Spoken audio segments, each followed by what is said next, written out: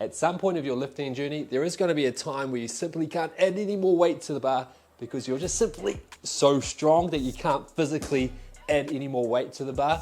Or maybe you're like me and you're dealing with a bloody injury and the risk to reward ratio is not worth it at all.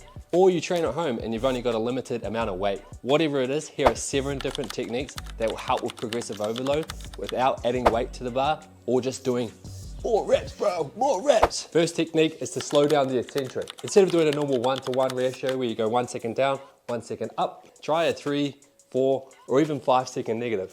2, 3, 4, up. This is going to create more time under tension, which isn't what is making us grow more muscle. It's making it harder and pushing us closer to failure, which is what you want if you don't have a lot of weight. Next one is similar to the first one, but try adding a pause in your lift and do it where it's the most hardest part of the exercise. So for a bicep curl, it's at the top, but pause for 2 to 3 seconds, then control back down. Come up, squeeze, 1, 2, back down. And if I was doing a squat, it's gonna be at the bottom. This is where the hardest part of the squat is, not at the top, not very hard here. So I'm gonna go down, pause, 1, 2, come up. Squat down, 1, 2, then come up.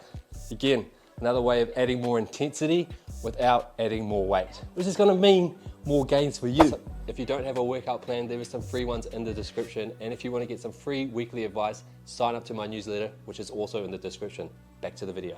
Now this might seem like a no-brainer. Instead of doing a bilateral exercise where I'm using 2 arms or 2 legs to do an exercise, I try to do a unilateral exercise.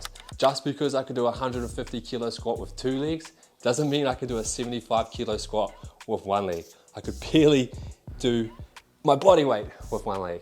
Now you've introduced more of a stability component to your training, which is going to make the exercise harder. And it's good to do single leg and single arm exercises to help bring up those weak points. Because if you always do 2 legs at once, you might be pushing more with 1 leg versus the other.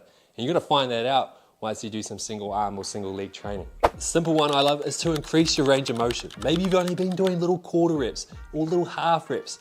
Time to try and take the muscle through its full range of motion. We're going to be recruiting more muscles when we're doing this. It's going to feel harder because you're doing more work. And it's a nice simple way to even make body weight exercises much more challenging.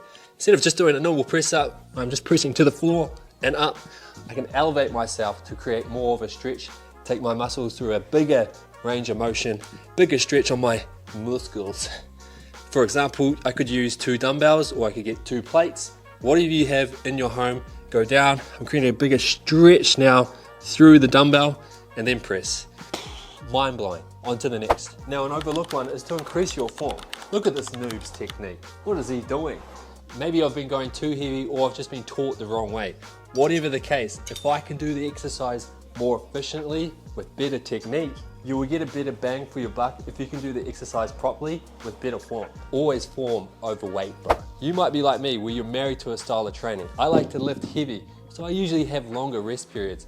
But an easy way to change up your intensity is to change up your rest periods. So for myself, it could be good to do shorter rest periods instead of doing 2, 3, 4, 5 minute rest periods. Now I did this 2 days ago and I was absolutely gassed. I was not used to the training. It's probably a good sign that I should change up my training and my rest periods a little bit. Or you might be someone on the other side of the spectrum where you're always chasing the burn. If you haven't sweated during your workout, it wasn't a workout. If you ain't sweating, you're just pretending, bruh. And if that's you, maybe you should just take a deep breath and just chill out a little bit. Have longer rest times. You might be able to do more weight now or do more reps because you've actually had a proper rest. Your training isn't cardio anymore, which will result in bigger gains because you're progressive overloading.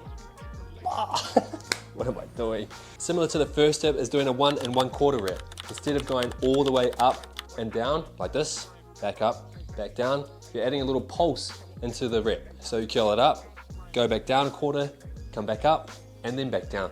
That's 1 rep. Again, we are making the exercise harder without adding more weight. And always try and do it at the hardest part of the lift. So if I was going to do a squat, it's got to be at the bottom. Come up a little bit, back down, and then come up.